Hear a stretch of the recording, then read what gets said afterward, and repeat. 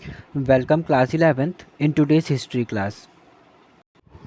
Students, as you know, in our history class, we are discussing about world's earliest civilization, Mesopotamian civilization. और आज हमें हमारी study continue करना है with next topic a trading town in a pastoral zone. हम लोगों ने पहले भी डिस्कस किया हुआ है कि मेसोपोटामियन सिविलाइजेशन में दो सिटीज़ थे जो बहुत ज़्यादा पॉपुलर थे, जिसमें से फर्स्ट हम लोगों ने पढ़ा उर, जो कि बहुत ही अर्बनाइज्ड सिटी थी, जहाँ पर जिसकी पहचान टेम्पल्स से हो रही थी, जहाँ पर बहुत सारे टेम्पल्स हमें देखने को मिले जो उस टाइम पर बनाए गए थे, जो मल्टीपल वर्क करने के लिए किए जाते थे, है ना। सेकंड हमारा जो उस टाइम का फेमस टाउन या सिटी है वो है मारी। मरी हमारा जो था वो लगभग 2000 BCE के टाइम से बहुत ज़्यादा फ्लॉरिश्ड हुआ, बहुत ज़्यादा फेमस हुआ अपने ट्रेडिंग सिस्टम के लिए। वहाँ ये सिटी जो थी, जैसे हमारा उर टेम्पल के लिए पॉपुलर था, वैसे ही मरी सबसे ज़्यादा पॉपुलर था अपने ट्रेडिंग की वजह से। ठीक है, तो मारी क्या था, हाईली प्रोडक्टिव एग्रीकल्चरल एरिया था। हम लोग देख सकते हैं मैप में मारी की लोकेशन को, और ये बहुत ही ज़्यादा प्रोडक्टिव था। साथ ही ये यूफ्रेट के अप स्ट्रीम में, हमारी जो रिवर्स थी ना दो, हम लोगों ने पढ़ा हुआ है पहले, तो उसके अप स्ट्रीम में ये लोकेटेड था। क्लियर।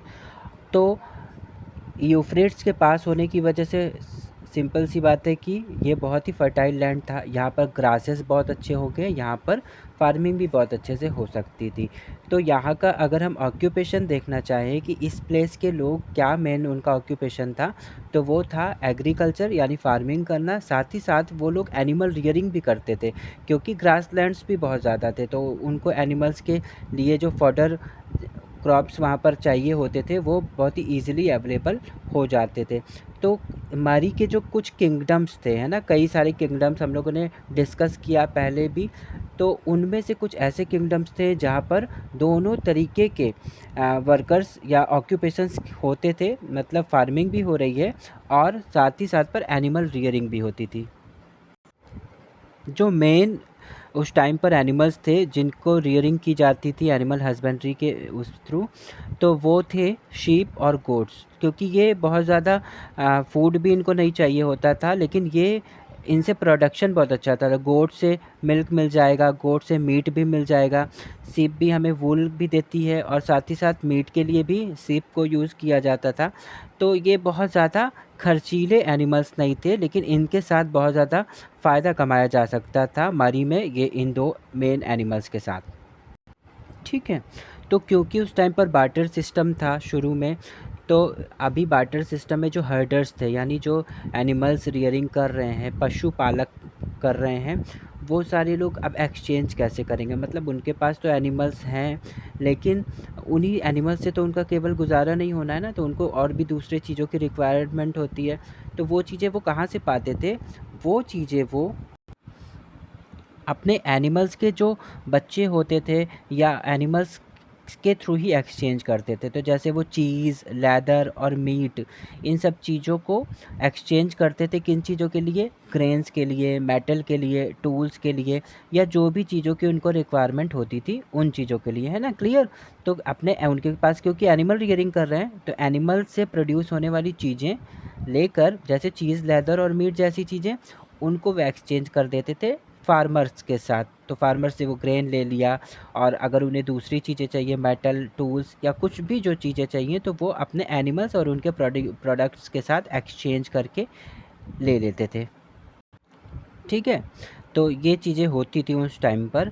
इनके अलावा कई बार कॉन्फ्लिक्ट्स भी होते थे, लोगों के बीच में आपस में बहुत सारे कॉन्फ्लिक्ट्स भी होते थे। जैसे एक शेपर्ड यानी जो गडेरिया, जो एनिमल्स को चराने जाता था, तो कई बार वो क्या करता था कि सोन फील्ड में, फार्मर्स का जो बिल्कुल अच्छा खासा फील्ड तैयार हो चुका है फार्मिंग में एकदम, अब कल्टीवेशन करने के लिए, तो ऐसे फील्ड के अंदर कई बार अपने पशुओं को, अपने एनिमल्स को छोड़ देता था चराने के लिए, तो वो उनके क्रॉप्स को ख़राब कर देते थे, है ना। तो कई बार क्या होता था कि जो हर्ड्समैन होते थे वो भी एग्रीकल्चरल विलेजेस के पास जाते थे और उनके जिन जगहों पर उन्होंने गुड्स को, ग्रेन्स को स्टोर करके रखा हुआ उसको भी सीज़ कर लेते थे, छीन लेते थे या कब्ज़ा कर लेते थे। तो इस तरह के मतलब कोई बहुत वैसे नहीं, लेकिन सिर्फ़ अपनी ज़रूरतों को पूरा करने के लिए लोग कई बार इस तरह के भी चीज़ें करते थे। इनके भी एग्ज़ाम्पल्स मिले हैं कि लोग अपने फ़ायदे के लिए या अपनी नीड्स को पूरा करने के लिए दूसरों की चीज़ों पे भी कब्ज़ा कर लेते थे, ठीक है। तो इस तरह के भी एग्ज़ाम्पल्स आए हैं। कई बार क्या होता था कि ऐसे लोग जो कि रिवर के पास में रहते थे, तो वो दूसरे लोगों को उस पाथ से या उस रास्ते से आना मना कर देते थे। वो कई बार रिवर के वाटर को यूज़ करने से भी मना करते थे। तो इन इन मुद्दों को लेकर, इन मैटर्स को लेकर हमेशा जो ये मरी सिटी थी यहाँ पर कॉन्फ्लिक्ट्स क्रिएट होता रहता था। क्लियर? कई ऐसे एग्जाम्पल्स भी मिले हैं मेसोपोटामियन हिस्ट्री को पढ़कर, जिसमें ये पता चला है कि जो हमारे वेस्टर्न डेज़र्ट था, वहाँ पर रहने वाली जो कुछ नोमैडिक कम्युनिटीज़ थी, वो लोग धीरे धीरे प्रॉस्पीरियस हो जाते हैं। रीज़न क्या था कि जैसे जो गडेरिया थे, जो सैपर्ड लोग थे, वो लोग अपने झुंड को लेकर, एनिमल्स के फ्लॉक्स को लेकर, एनिमल्स के झुंड को लेकर, ग्रुप को लेकर सोन एरियाज़ में चले जाते थे समर के टाइम पर। तो उससे क्या करते थे कि वहाँ पर जो चीज़ें उनको लूट लेते थे, लूटने के बाद अपने एनिमल्स को खिलाते थे और ख़ुद के नीड के लिए भी रखते थे। तो इस तरह से लोग क्या करते थे कि कई बार जो ऐसे लोग थे, वो लोगों को हायर भी करते थे कि वो इस तरह का लूट-पाट करें और उनके कहने पर इस तरह से काम करें, और जहाँ पर प्रॉस्पेरिटी दिख रही है, जहाँ पर ग्रेन्स का स्टोर करा हुआ है, जहाँ पर कुछ भी ऐसी चीज़ें हैं जो उनको फ़ायदा दे सकती थी, उनको लूट के लाएँ, है ना? तो ऐसे ही चलता था मरी सिटी के अंदर, ठीक है। कुछ ऐसे लोग जो बहुत थोड़ा-सा पावरफुल थे या जिनकी थोड़ी-सी ग्रुपिंग बन गई थी, ग्रुप बन गया था और लोग उनके जान-पहचान के लोग हो गए थे, और एक जैसे बोलते नहीं कि बहुत सारे लोगों का एक ग्रुप क्रिएट हो जाना जो एक-दूसरे की हेल्प कर रहे थे, है ना? तो उनमें से ही कुछ लोगों ने कुछ ग्रुप्स बनाने शुरू किए और उनमें से जो पावरफुल पर्सन थे उन लोगों ने अपने खुद की रूल वहाँ पर शुरू कर दिया, ठीक है। तो पहले जैसे होता है कि एक ग्रुप का हेड बन गया, फिर उसकी थोड़ी-सी ज़्यादा चलने लगी, लोग उसके पावर्स को वो ज़्यादा यूज़ कर रहा है, लोग उसकी सुन रहे हैं, वो लोगों को इंस्ट्रक्ट कर रहा है ना? तो ये सिस्टम चल रहा है। फिर धीरे-धीरे क्या हुआ कि नेक्स्ट जनरेशन आते-आते वो और ज़्यादा पावरफुल हो गई, उसकी फैमिली, लोग उनकी और सुनने लगे। हाँ, तो इस तरह से क्या हुआ कि उनका रूलिंग सिस्टम ही वहाँ पर शुरू हो गया। और हम लोगों ने पहले भी पढ़ा है कि कुछ ऐसे जो किंगडम्स वहाँ पर या कुछ ऐसे रूलर्स आए, तो कौन-कौन से थे वो? जैसे अक्केडियंस थे, अमोरिट्स थे, असीरियंस थे, अरामाइक्स थे, है ना? ये सब कुछ स्मॉल किंगडम्स थे मरी सिटी के भी, जो थे तो सिंपल लोग, लेकिन टाइम के साथ-साथ इनकी एक किंगडम या इनका एक रूलिंग सिस्टम बन गया था। ठीक है, समझ में आ रहा होगा। अब जो किंग्स थे मारी के, है ना, अमोरिट्स थे, तो जो किंग हैं या रूलर है, तो खुद को थोड़ा-सा अलग दिखाने के लिए तो अलग तरह के ड्रेस पहनेंगे ही। तो जो वहाँ के ओरिजिनल इन्हेबिटेंट्स थे, ओरिजिनल जो वहाँ पर रहने वाले लोग थे, उनके ड्रेस से इनका ड्रेस क्या था, थोड़ा-सा डिफरेंट था, ठीक है, किंग का, रूलर्स का। तो और साथ ही साथ यहाँ के जो गॉड थे, हम लोगों ने पहले पढ़ा कि जो सिटी उर थी, वहाँ पर 2 गॉड थे, फेमस थे, पॉपुलर थे। मून जो कि मतलब वहाँ के सबसे बड़े देवता माने जाते थे, और एक गॉडेस थी, देवी थी इनान्ना, जो लव और वॉर की प्रतीक थी, लव और वॉर की देवी थी। उसी तरीके से मारी में क्या था, क्योंकि मारी में बहुत ज़्यादा ग्रासलैंड भी था और एनिमल रियरिंग जैसी चीज़ें हो रही थी। तो मारी के जो फेमस देवता थे वो थे दागान, गॉड ऑफ स्टेप्स, यानी ग्रास लैंड के गॉड थे, ठीक है। तो ये वहाँ पर जो टेम्पल्स उस टाइम पर बनाए जाते थे, उनके रिस्पेक्ट के लिए बहुत सारे टेम्पल्स बनाए गए थे दागान गॉड के लिए, ठीक है। इस टाइम पर मेसोपोटामिया की सोसाइटी के अंदर बहुत सारे डिफरेंट टाइप के कल्चर्स थे, मतलब डाइवर्सिटी थी, कल्चरल डाइवर्सिटी थी उस टाइम पर। तो हम देख सकते हैं कि उस टाइम की जो सिविलाइजेशन थी, तो बहुत सारे कल्चर्स देखने को मिल रहे थे। उस समय देवी देवताओं की भी पूजा हो रही थी। उस समय पर लोग एक दूसरे के साथ कॉन्फ्लिक्ट क्रिएट करके खुद के फ़ायदे को भी देख रहे थे, और साथ ही साथ एनिमल रियरिंग और फार्मिंग जैसी चीज़ें भी हो रही थी। तो ये चीज़ें अभी हम लोगों ने पढ़ा। क्लियर? उस टाइम पर जो हमारे मारी का किंग था, ठीक है, मारी सिटी का जो हमारा किंग था, वो क्या करता था, वो सभी चीज़ों की निगरानी भी करता था, वो सुपरविज़न करता था हर तरह की एक्टिविटीज़ का। तो कुछ हर्डर्स थे जो वेरियस टाइप के उस समय पर हर्डर्स थे ना उन पूरे किंगडम में के अंदर, तो वो किंग से मिल भी सकते थे, अपनी प्रॉब्लम्स को भी उनके साथ शेयर कर सकते थे, ठीक है। तो वो सब कुछ देखभाल किंग किया करता था।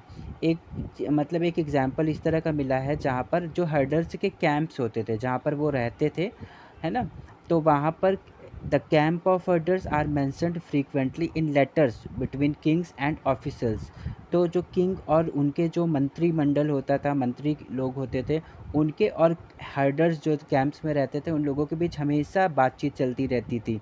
इसका मतलब है कि एक किंग क्या करता था, इन लोगों की देखभाल करता था और देखता था, सब कुछ संभालता था।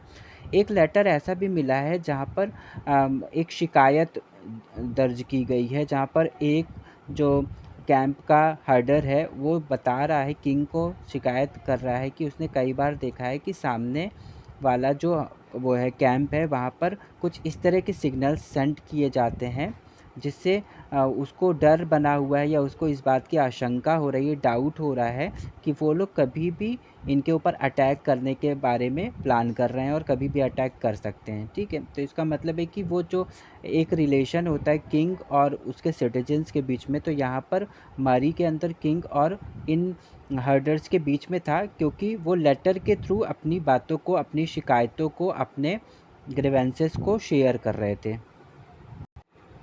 ठीक है।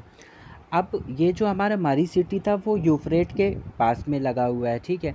तो यहाँ पर रहने का उसको क्या एडवांटेज मिलता है, यहाँ से रहने का एडवांटेज उसको मिलता है कि वो सी रूट के थ्रू, है ना, या यूफ्रेट रिवर के थ्रू बहुत आसानी से ट्रेडिंग कर सकता था, ट्रांसपोर्टेशन कर सकता था। वाटरवे से उस समय पॉसिबल था, है ना, ज़्यादा जब सामान हमको लेकर जाना है तो वो वाटरवे के ही थ्रू पॉसिबल था।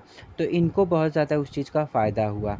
तो would, copper, tin, oil, wine और भी जो वेरियस गुड्स थे उस टाइम पर, है ना, वो बहुत ही आसानी से यूफ्रेट्स के थ्रू ले जा सकते थे, ठीक है, between the south and the mineral rich upland of Turkey, Syria and Lebanon. इन्हीं जगहों पर ये बहुत आसानी से ट्रांसपोर्ट करा पाते थे, ठीक। अब मारी क्या था, मरी जो थी वो एक बहुत अच्छा एग्जाम्पल थी अर्बन सेंटर के लिए। यहाँ पर ट्रेडिंग बहुत अच्छे से हो पा रही थी, क्योंकि हम लोगों ने पढ़ा यहाँ पर फर्टिलिटी अच्छी है, यहाँ पर एनिमल रियरिंग बहुत अच्छे से हो सकती थी, तो एनिमल से मिलने वाले प्रोडक्ट्स जो हमारे पास थे उनकी भी ट्रेडिंग की जा सकती थी। साथ ही यहाँ पर ट्रांसपोर्टेशन सिस्टम बहुत अच्छा है। तो ये बहुत ही रिच और प्रॉस्पीरियस था, सेंटर था ट्रेडिंग के पर्पज़ से, ठीक है। अब यहाँ पर जो बोट्स होते थे, ठीक है, बोट्स बहुत सारे जो आते जाते थे, वो वुड, ग्राइंडिंग स्टोन, वाइन और ऑयल जार जैसी चीज़ों का ट्रांसपोर्टेशन होता था।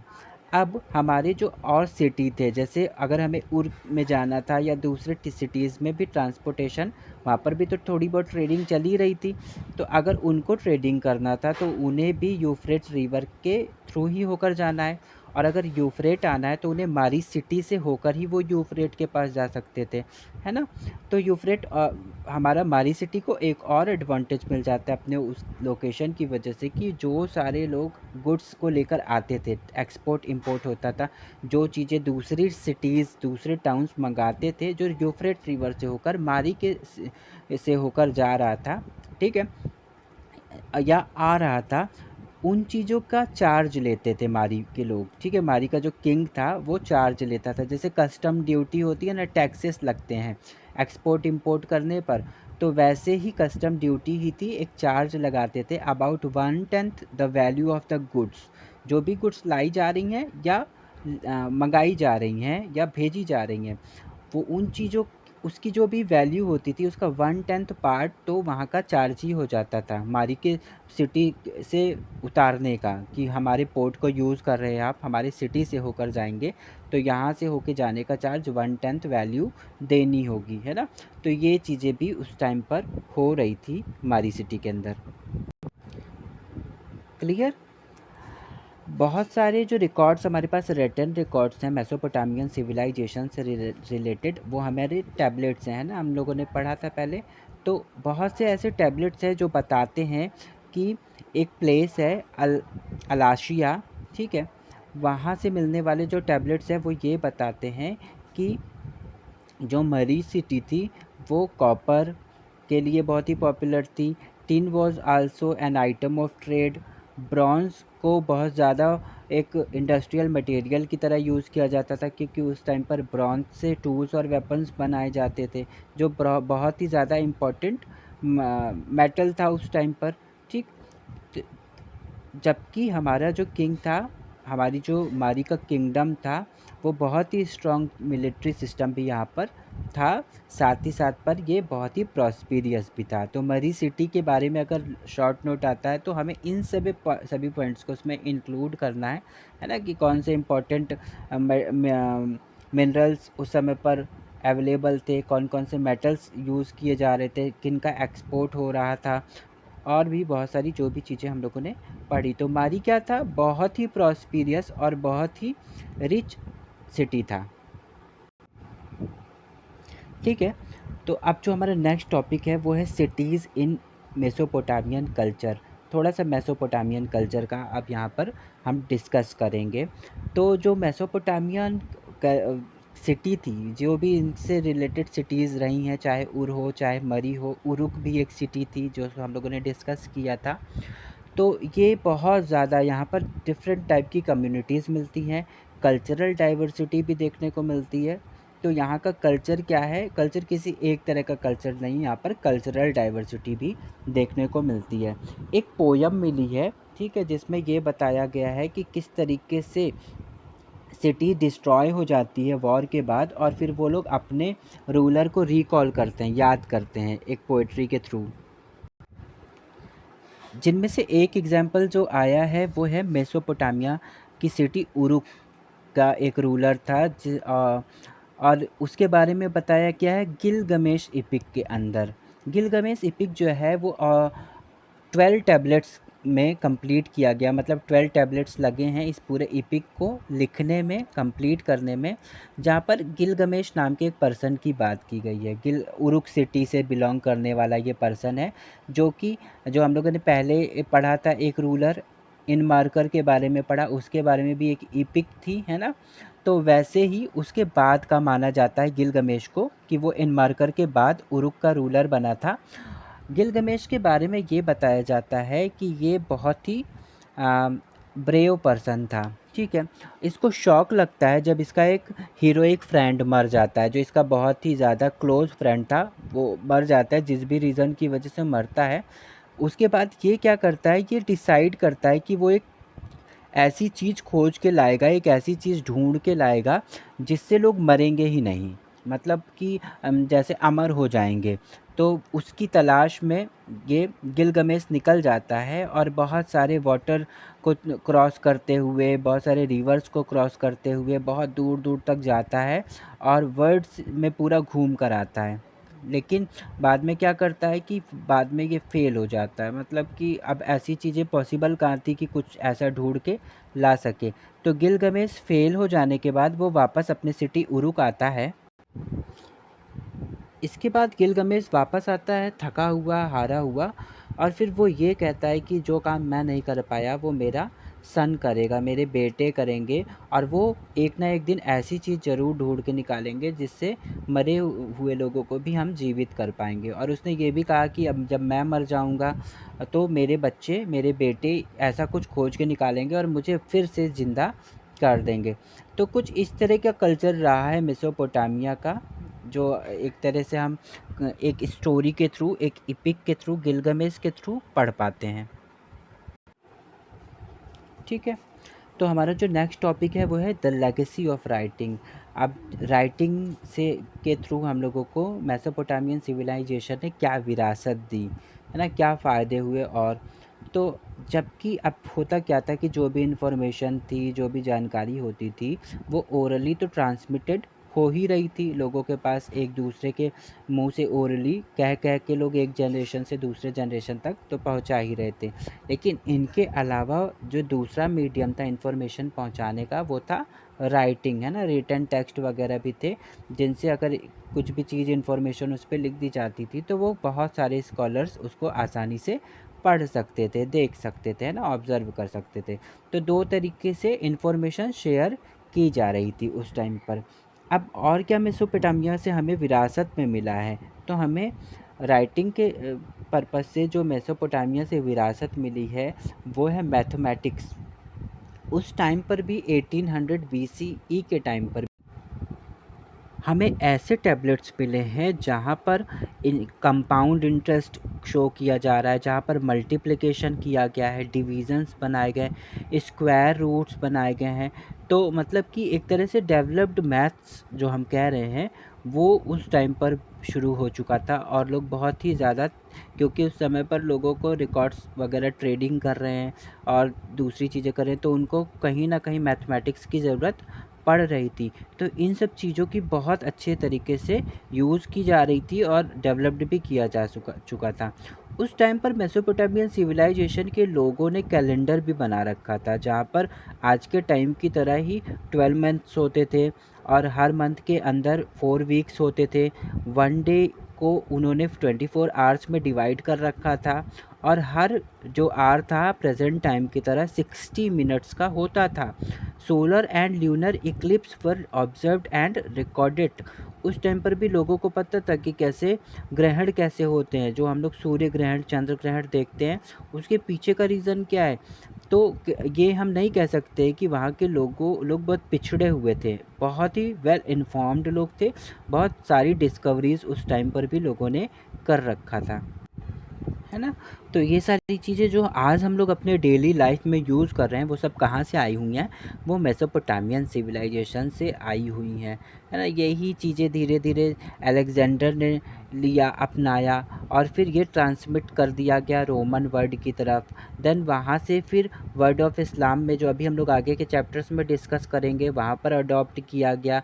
और फिर लास्ट में मेडिवल यूरोप, जो कि हम लोग थीम 7 में भी पढ़ेंगे, तो उस टाइम पर ये सारी चीज़ें अपना ली गई, है ना। तो ये था उस समय का जो ज्ञान विज्ञान हम,